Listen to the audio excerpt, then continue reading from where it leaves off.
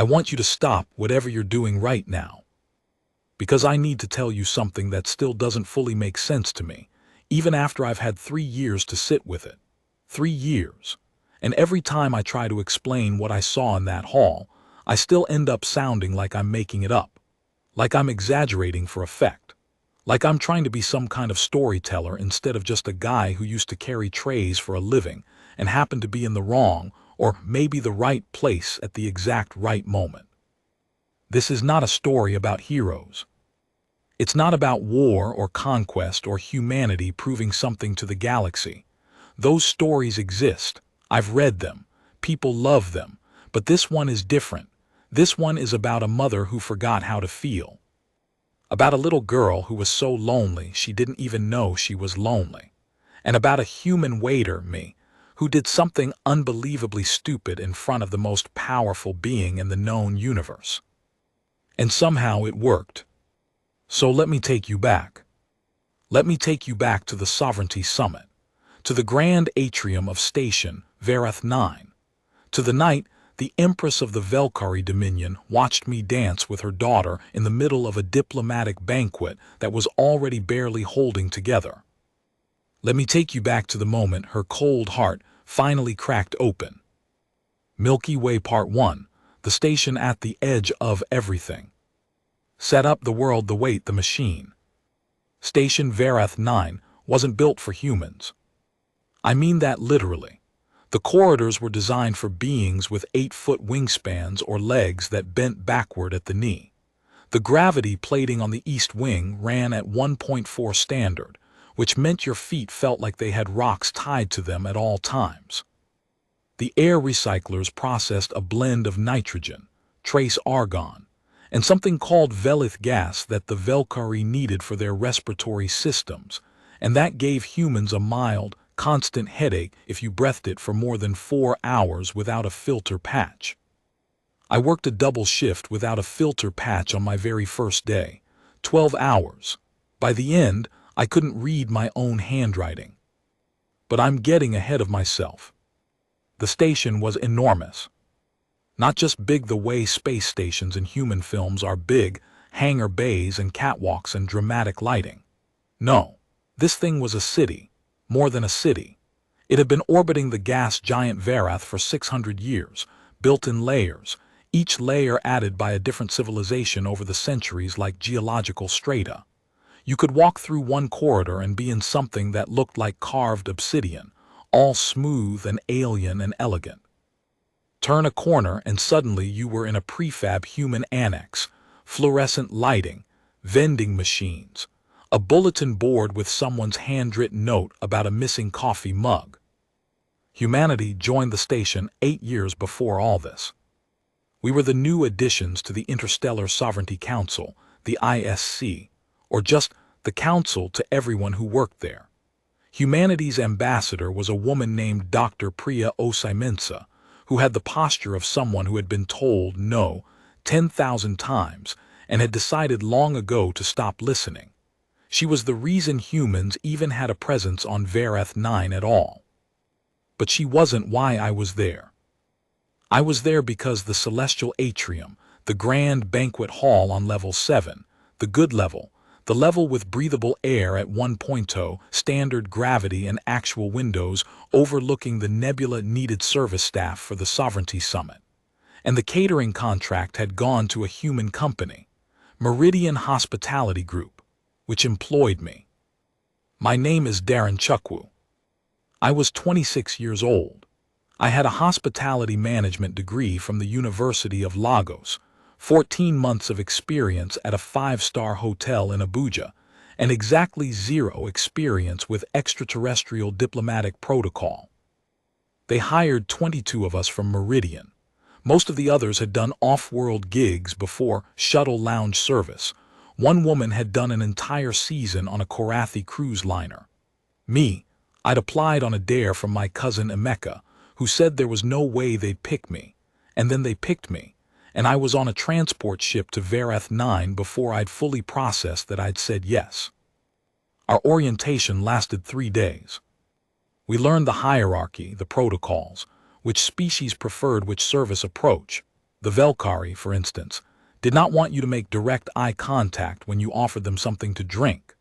The Tharosi ate from a distance, which meant you placed food at the edge of their table radius and stepped back before they approached it. The Gerundi needed everything on the left side because they processed spatial information asymmetrically, and reaching across to the right side caused them genuine disorientation. There was a list. It was 47 pages long. I memorized about 60% of it, which was better than most of my colleagues, to be fair. The summit was supposed to last 5 days. Delegates from 39 species. 12 of the council's 17 standing committees. The agenda included trade route renegotiations, the border dispute in the Reth cluster, and the long-standing question of whether to formally recognize the Hollow Sun Collective as a sovereign entity or continue treating them as a regional non-state. Heavy stuff, the kind of stuff that didn't have anything to do with me, except that it happened in the celestial atrium, and I was the one carrying the trays. The atrium, a room that breathed. I need to describe the celestial atrium to you, because you won't understand what happened there unless you understand the space itself. Imagine a room that is, approximately, the size of a football stadium. Now suspend that room in midair, so that 2 of its 4 walls are entirely transparent, floor-to-ceiling windows of a material that wasn't quite glass, wasn't quite crystal, made by a species that had been extinct for 400 years, and whose manufacturing techniques nobody had ever figured out how to replicate. Through those windows, you could see the gas giant Vereth in all its glory, bands of amber and rust and deep violet, churning slowly, the light catching in it like fire trapped in atmosphere. The ceiling was at least 60 feet high, arched, and embedded with something that looked like bioluminescent panels. But they weren't panels, they were actual living organisms, a colony of something called atrium bloom, which the station's records said had been growing up there for 2 centuries without human intervention. They shifted color slowly, over the course of hours, cycling through pale gold, soft blue, a deep resonant purple that made you feel things in your chest. The floor was polished to a mirror sheen, pale gray, almost white. You could see your reflection in it, slightly distorted. When the atrium bloom above was in its gold phase, the whole floor glowed with it, and it felt like standing on a lit cloud. Down the center, 2 long tables running parallel, each seating 30 delegates. Around the perimeter, a dozen smaller round tables for aides, advisors, secondary delegates. And scattered throughout the space, subtle, thoughtful, installed by whoever had designed this room in some long-ago century, raised platforms, about 6 of them, at staggered heights, connected by gentle ramps. They weren't decorative. They were functional. For species that processed social interaction differently, some needed elevation to feel psychologically stable in a crowd, others needed a clear sightline to all exits, and the platforms gave them that without making it obvious that accommodations were being made. I thought that was beautiful, actually, the way the room had been designed to make everyone feel safe without making anyone feel singled out.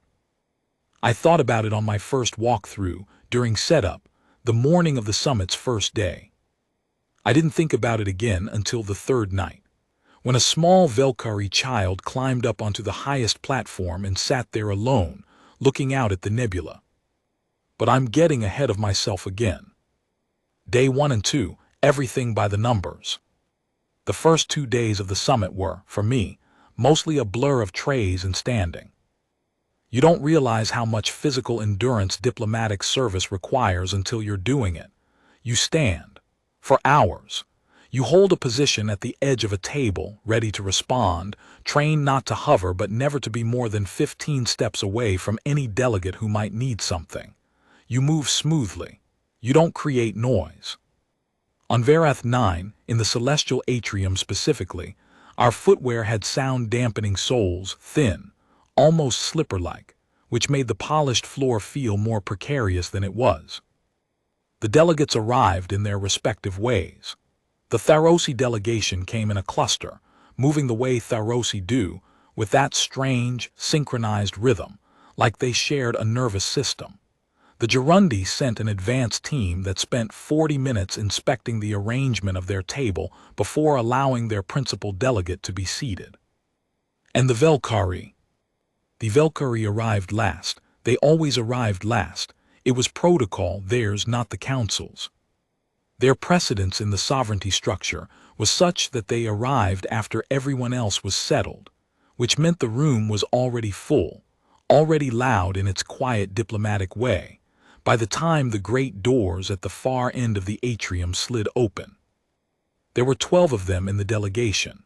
12 Velkari, surrounded by a guard formation of 6 galactic honor soldiers, enormous beings in black composite armor, each one easily 7 feet tall, weapons holstered but very obviously present. The Velkari themselves were, I need to find the right words for this, because people always describe them wrong. They weren't just tall, they were elongated. Their proportions were different from humans in a way that was subtle but constant, like looking at someone through glass that bent everything just slightly. Their skin, not skin exactly, but the closest human equivalent, was a deep, iridescent gray-blue, and it shifted slightly depending on how the light caught it. Their eyes were large, too large for their faces by human standards, set slightly wider than ours, colored in gradients, outer ring lighter, inner darker, pupil a vertical slit. They wore garments that moved with them in a way that suggested the fabric was responsive, some kind of smart material that adjusted to their posture, their temperature, their movement. All deep colors, midnight blue, black and violet. Not ornamental the way a human diplomat's finery would be ornamental, structural, like armor designed by aesthetes. They were the oldest spacefaring species currently sitting on the council. They had been among the stars for 3,000 years. They had watched 4 other civilizations rise and fall since they first left their homeworld.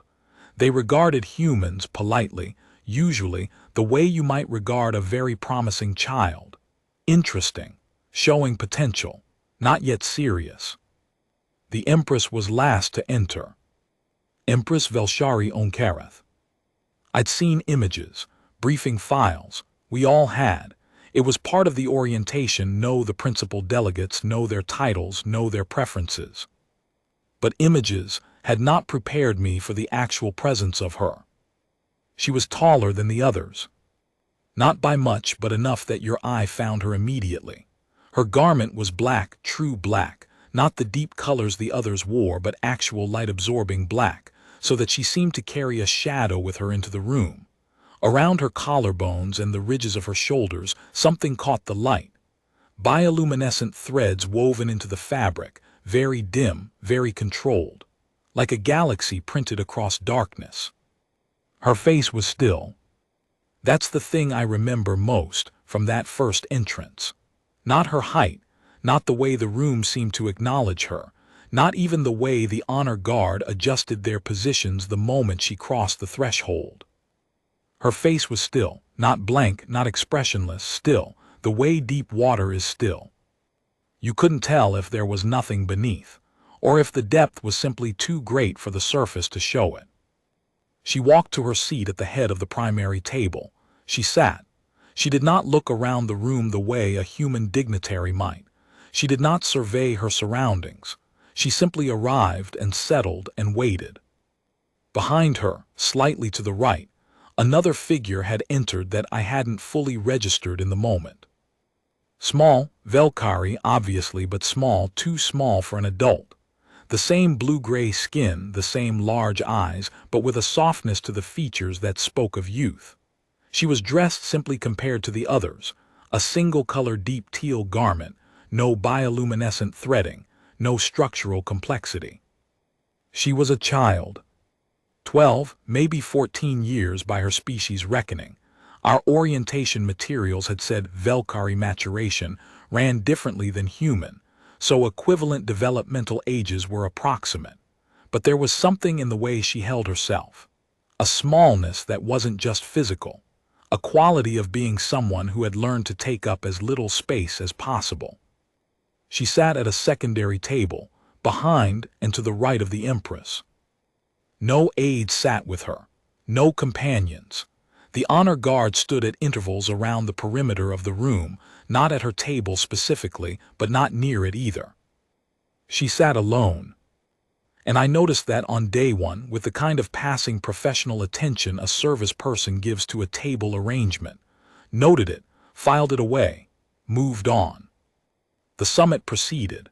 Debates in the morning, working sessions in the afternoon, formal dinners in the evening. The schedule was tight. Our team rotated through stations. I was assigned primarily to the secondary tables on day 1 and 2, which meant I was in that child's orbit more often than some of my colleagues. Her name, according to our delegate file, was Velissa. She didn't eat much. She'd take 1 or 2 things from the offerings we brought around and then stop. She didn't fidget. She didn't read anything, which surprised me. Most of the delegates' aides had data tablets. She just watched, mostly the windows, sometimes the other delegates, occasionally at nothing in particular. On day 2 afternoon, she looked directly at me. I was passing her table. I had a tray, the kind of shallow, handled platter we used for the secondary service, with small crystal vessels of various beverages. I was doing the standard thing, bringing the tray alongside her table at a respectful angle, waiting to see if she wanted anything. She looked at me, full, direct eye contact, which, given what I'd been taught about Velkari protocols, was actually unusual.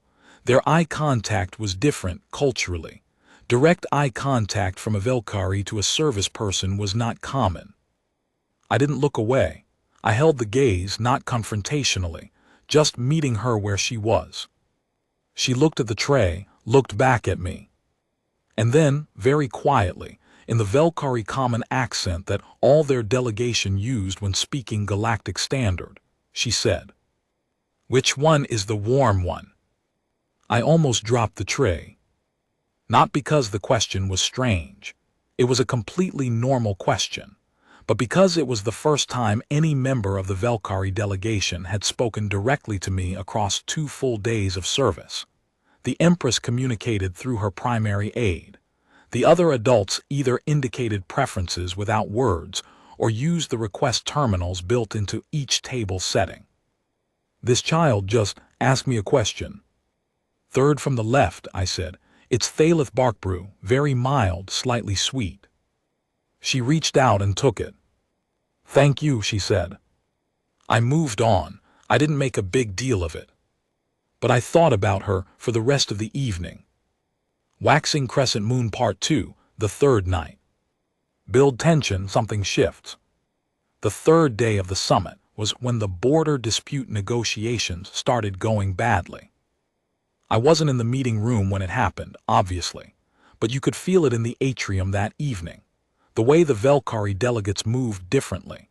The way the honor guard had repositioned themselves, standing a half-step closer to the Empress's position than they had on the previous 2 evenings. The way 2 of the Tharosi delegates were conspicuously absent from the dinner that night, which meant something had either escalated or broken down entirely.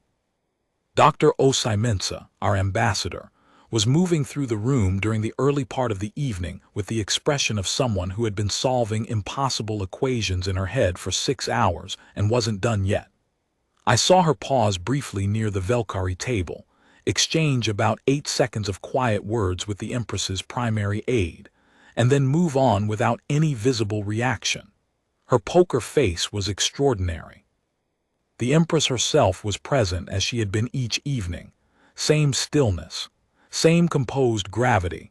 She ate. I observed this because it was my job to observe with mechanical precision. Not pleasure, not even discomfort, just the efficient fulfillment of a biological requirement. I watched her off and on, the way you do when you're trying to read a situation without being obvious about it. She never once looked toward the secondary tables. She never once looked at her daughter. I don't know why that specific observation lodged itself in my chest the way it did. There are 100 cultural and practical reasons why it might have meant nothing, Velkari child-rearing might be entirely different. Maternal displays in public might be considered inappropriate. The Empress might have spoken with Velissa before dinner, or expected to after. But I'd been watching for 3 days. And something about the way Velissa sat at that secondary table, the particular quality of her stillness, which was different from the composed stillness of the adult Velkari, felt familiar to me in a way I didn't immediately place. It took me until the soup course, when I was walking past her table for the 3rd time, to place it. She looked the way I'd looked at family gatherings when I was 9 years old, when my parents were going through the worst of their fighting, and we still had to sit at the big table with aunties and uncles and cousins, and no one acknowledged what everyone knew, and I'd learned to sit very still and take up very little space, and watch the window because the window was neutral. The window didn't require anything from you. I'm not projecting. I know that sounds like projection, but stay with me, because what happened next is going to be harder to explain if you haven't understood this part first. The dinner wound down. The main delegates filtered out in their respective orders. The Empress departed with her standard escort at the usual time before the formal close, as was protocol for the most senior delegate present. And Velissa stayed. She did it so quietly that half the room probably didn't notice. The delegation had all filed out. The honor guard at the perimeter positions rotated down to a smaller evening detail, 2 soldiers instead of 6, stationed near the atrium's main doors. The secondary delegates and aides from the Velkari table moved out in a cluster. And Velissa walked slowly to the highest of the raised platforms, the one closest to the great windows, the one with the best view of Varath's slow, burning churning. She sat on the edge of the platform, not in the formal seat position, but with her legs hanging over the side, feet not quite reaching the lower level, like a kid sitting on a wall. I was still in the atrium because our close-down protocol required service staff to remain until the last non-staff person left. It was myself, a colleague named Ewan, and our shift supervisor Marco, a stocky Italian man from Naples who had been doing off-world catering contracts for 11 years and had a gift for managing the logistics of impossible situations. He was already at the back table doing inventory. Ewan had noticed Velissa too. "Are we supposed to tell someone she's still here?" Ewan asked me in a low voice. "Tell who?" I said. "I don't know, the honor guard." We both looked at the 2 honor guard soldiers near the main doors. They had not moved. They were aware of Velissa's presence, that was obvious. They were positioned to have sightlines to her. They were not concerned, or if they were, they weren't showing it. "I think this is normal," I said. "She stays, they know." "She's been up there for 20 minutes, Ewan said. "She had, just sitting, watching the nebula." I started doing my close-down route. The side tables needed to be cleared, the beverage service units powered down, the remaining food offerings properly secured. Standard stuff. My route took me around the perimeter of the atrium, which brought me, eventually, past the base of the high platform. I wasn't planning to do anything. I want to be clear about that. I had absolutely no plan. I was doing my job. But as I passed the platform's base, I heard something. Very faint. So faint that if the atrium had been at full dinner-hour ambient sound, I would have completely missed it. SSA was humming. Not in a language, not in any structured melody I could identify. Just the way a person hums when they're alone and they don't realize they're making any sound. The way a child does when they're in their own world. It was the most human thing I'd heard in 3 days on that station. I stopped. And then, and I genuinely cannot explain the specific sequence of neurons that produced this decision, I started humming back. Not her melody, mine, something my mother used to sing, an old Igbo lullaby that I'd probably heard 300 times as a child and that sat somewhere deep in my memory, warm and automatic. Velissa stopped humming. I kept going for 2 beats, then I stopped too. Silence. Then from above me, very carefully, what was that? I looked up. She was peering over the edge of the platform, those large gradient eyes looking down at me. Something my mother used to sing, I said. What language? Igbo, it's a language from my home region, on Earth. She considered this. Is Earth the human origin world? Yes. I have read about it, she said. It is described as unusually high biomass, a death world classification. That made me laugh. Not a polite laugh, an actual surprised laugh that came out before I could stop it. It bounced off the polished floor and the glass windows and the high ceiling in a way that was probably inappropriate for a diplomatic summit venue. Yes, I said, recovering, we call it home. Another pause. I have not been to my homeworld in 4 years, Velissa said. The way she said it, very flat, very even. The way someone says a thing that hurts them but has decided not to let it register on their face, hit me somewhere specific.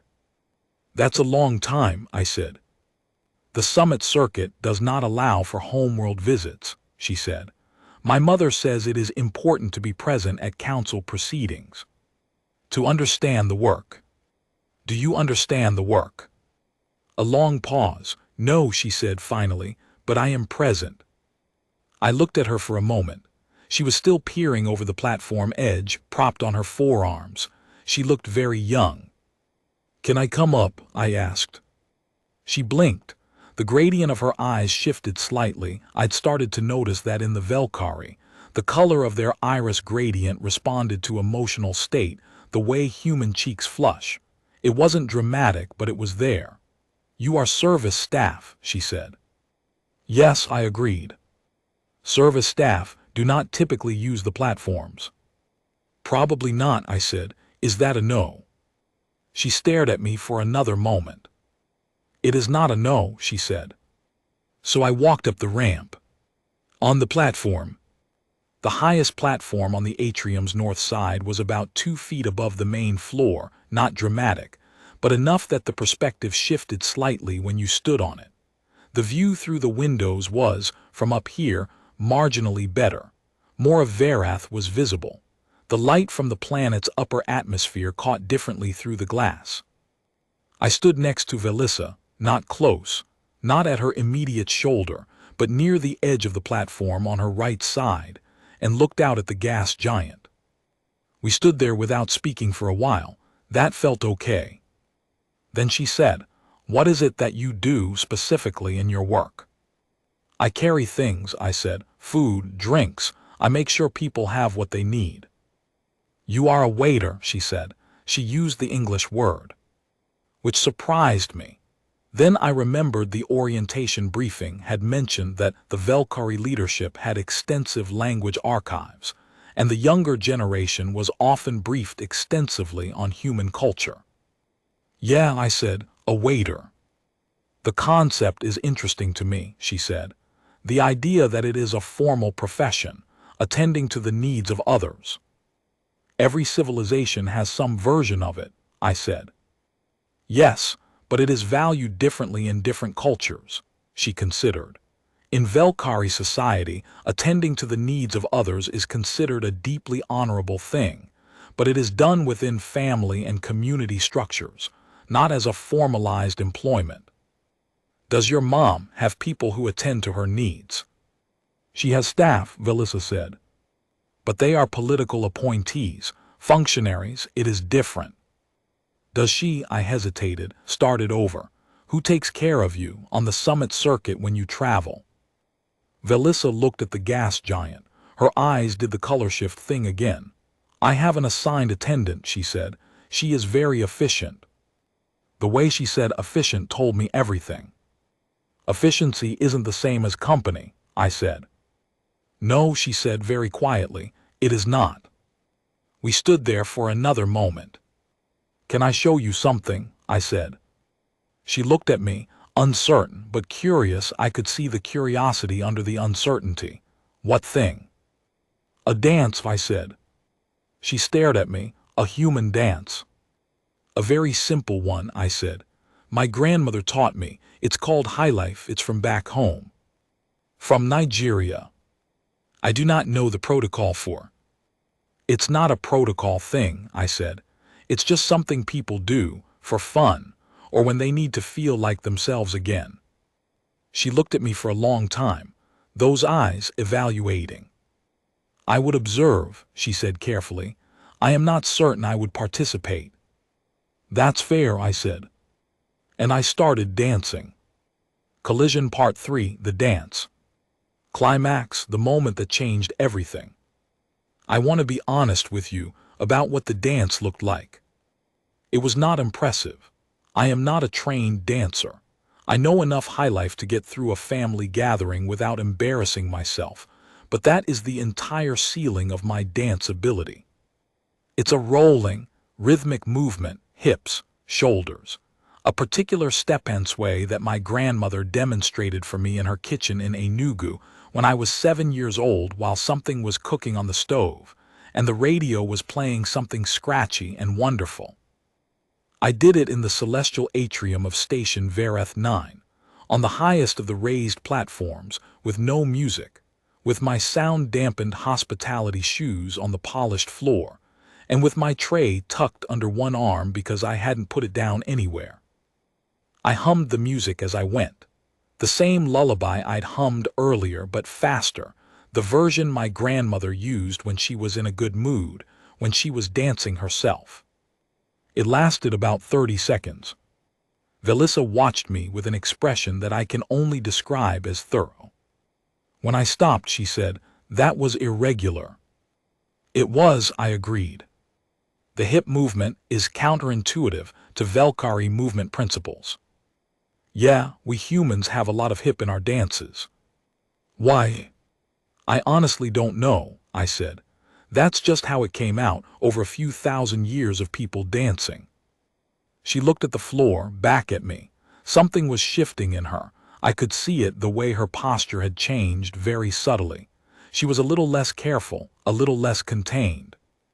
"Show me the foot movement," she said. I blinked. "You want to?" "The foot movement," she repeated. "Separately from the rest, I will observe it." So I showed her. Just the feet, the step-in plant that forms the base of the highlife rhythm. Left, right, small slide, weight shift. Left, right, small slide, weight shift. I counted it out. I did it slowly. She watched. Her eyes tracked my feet with intense focus. "The rhythm is in groups of 4, she said. "Roughly, yeah." Velkari movement rhythms are in groups of 7. 7, that seems hard. "It is not hard," she said. "It is natural for us." She paused. "Your 4-count feels simple to observe." "Simple is good," I said. "Huh?" She looked at the floor, and then slowly, tentatively, she moved her feet. The movement was hesitant. She was working it out intellectually, which isn't the right way to learn a dance, but it was so earnest. Left, right, a small shuffle, left, right. Wrong rhythm, she was doing it in 7, not 4. It looked like something that was trying to be highlife and kept getting pulled off course by another, older music. But she was doing it. "You're doing it," I said. "It is not correct," she said, frowning at her own feet.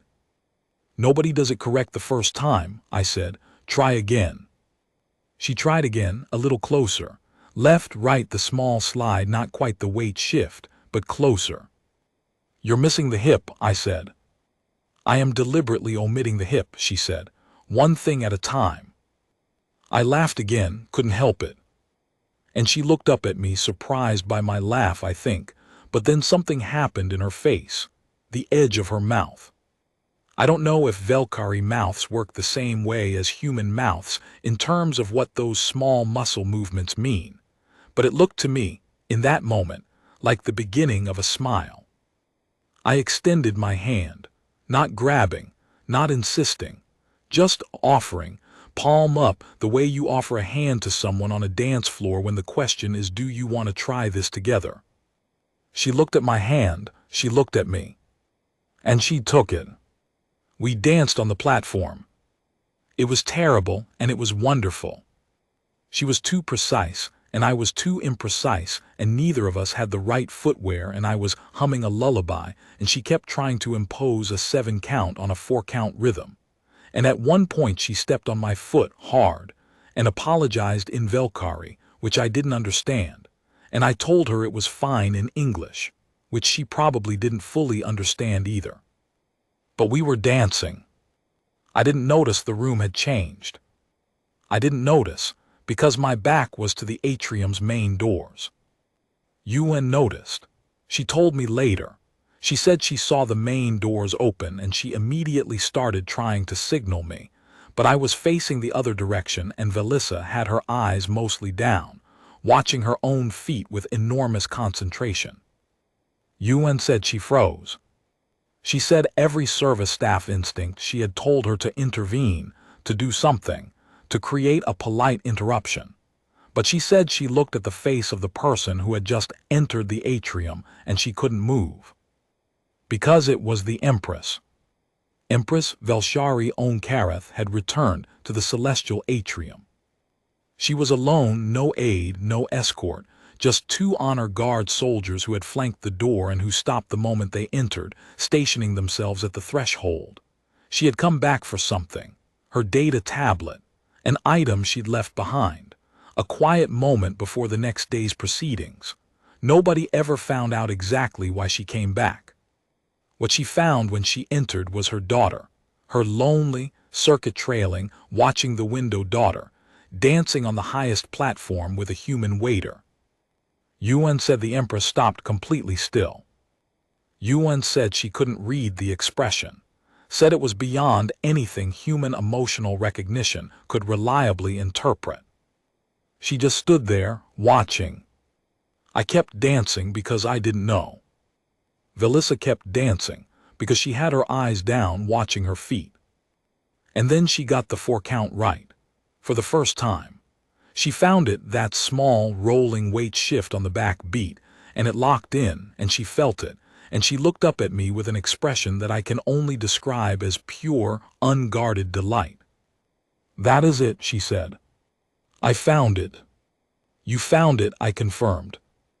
"It is different from what I expected," she said. "It is in the body, not in the counting." "Yeah," I said, "that's it exactly." And she did something then. She laughed. Not a polite social sound. An actual laugh, high and a little surprised, as if the laugh itself had caught her off guard. Bright. Light. The kind of sound a 12-year-old makes when something genuinely delights them and they forget, just for a second, to manage it. The sound of it went everywhere in that room. The polished floor, the glass walls, the 60-foot ceiling with its 2-century-old bioluminescent colony. And from behind me, I heard, or rather, I felt the slight change in the room's quality, the way a space shifts when a significant presence enters it. I turned, and there was the Empress. The Emperor has no clothes, or rather, the Empress sees everything. Time did a strange thing in that moment. My first thought was professional panic, the specific, cold water panic of a service employee who has just done something they absolutely should not have done. I had left my service position. I had gone onto a designated delegate platform. I had engaged in unauthorized physical contact with a member of the primary delegation. I had been dancing in the celestial atrium during a diplomatic summit. I was going to be fired, possibly arrested. There were galactic honor soldiers 8 feet from where I was standing. I stepped back from Velissa. I did not step away from her, that felt wrong, like leaving her exposed, but I created clear physical separation. I tucked my tray back properly under my arm. I straightened. The Empress looked at me. Then she looked at her daughter. Velissa had turned too the moment she saw my expression change. She'd followed my eyeline. And when she saw her mother standing at the entrance to the atrium, something complicated happened to her face. The delight, that bright, genuine, unguarded delight, it didn't disappear, but it got covered, like a cloud passing over something lit up from inside. She straightened. She took up less space. She went back to being careful. The Empress was still. The room was very, very quiet. I want to tell you that I said something brilliant. That I had the perfect words for this moment. Some eloquent, cross-cultural diplomatic statement that diffused the situation and spoke to the deep humanity of the moment or whatever. I want to tell you that, because it would be a much better story. What actually happened is that I said nothing, because I couldn't find any words at all. It was Velissa who spoke. She spoke in Velkari, their actual language, not Galactic Standard, which meant I could not understand the words, but I could hear the tone. I could hear the particular quality of her voice. She was not apologizing. She was not making excuses. Whatever she said to her mother, it was said directly, with a steadiness that surprised me given the expression I'd seen on her face a moment before. The Empress listened. She did not move during Velissa's words, did not shift or soften or change, just received what was being said. Then she looked at me. Human, she said, in Galactic Standard.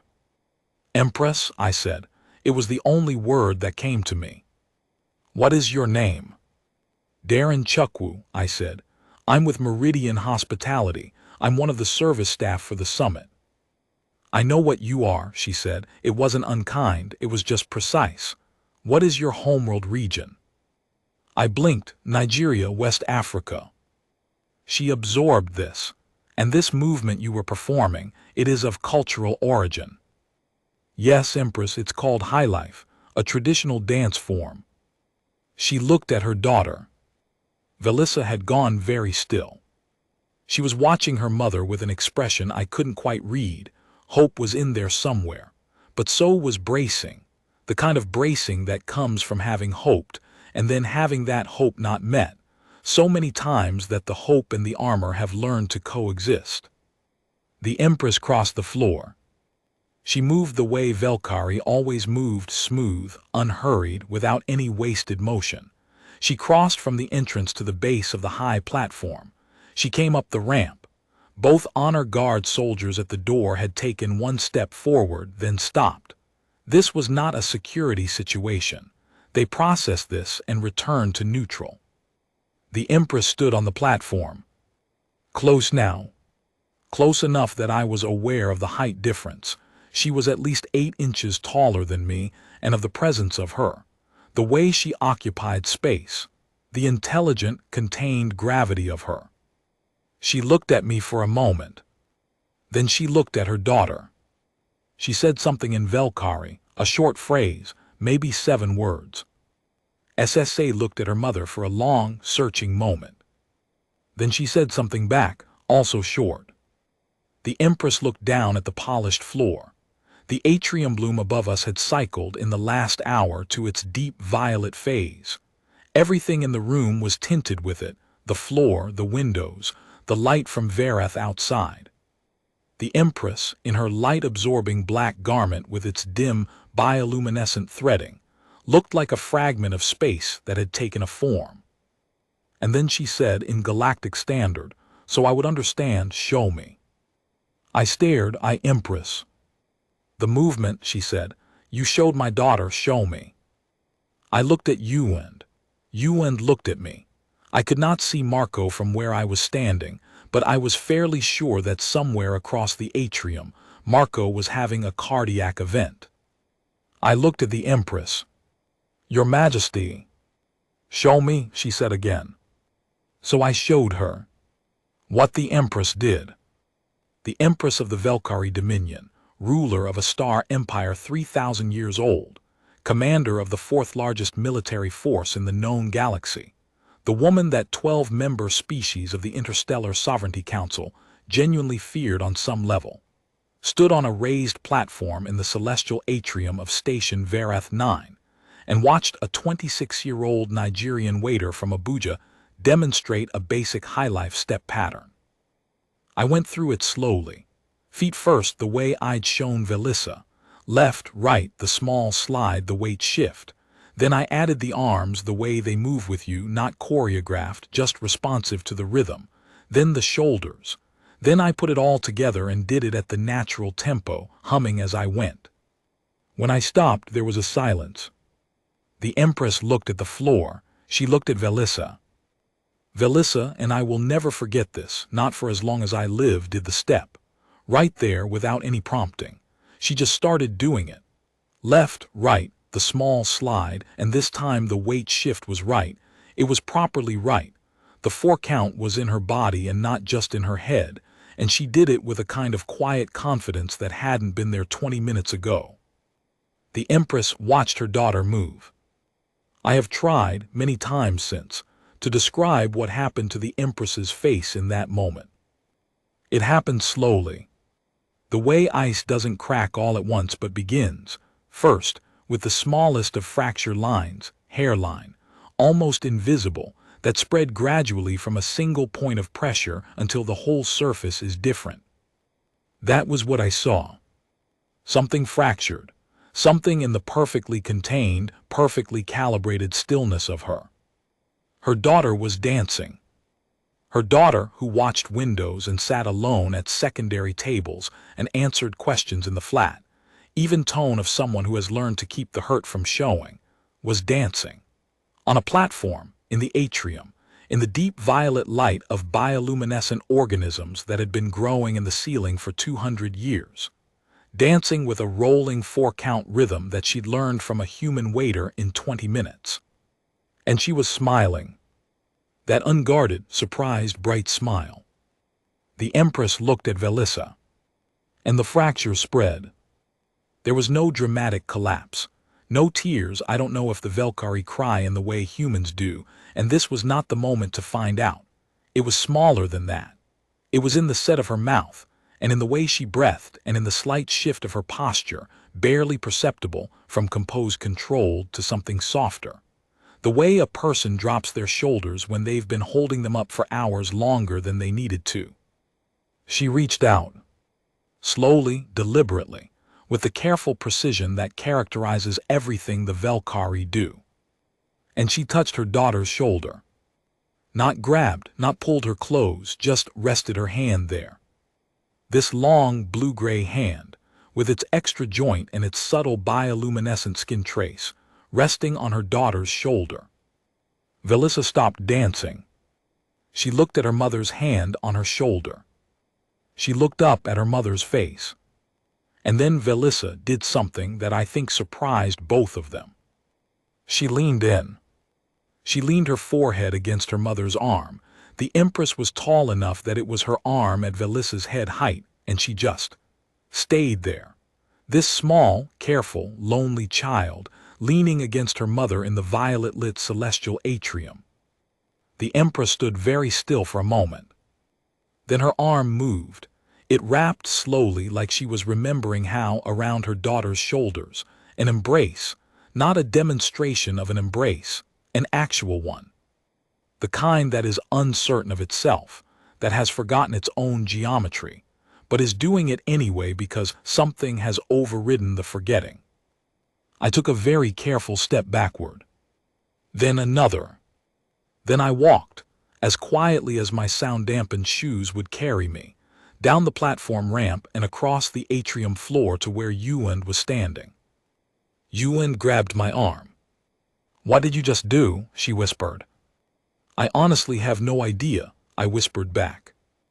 We both looked at the platform, the Empress and her daughter, in the violet light, quiet. "Marco is going to have a heart attack," Yuan said. "Where is Marco?" "He went to get water about 10 minutes ago." We stood there for a moment. "Are we in trouble?" Yuan asked. "Probably," I said. But I didn't feel like I was in trouble. I felt like I was watching something that didn't happen very often in the galaxy. Something that required exactly the wrong person in exactly the right place at exactly the right moment.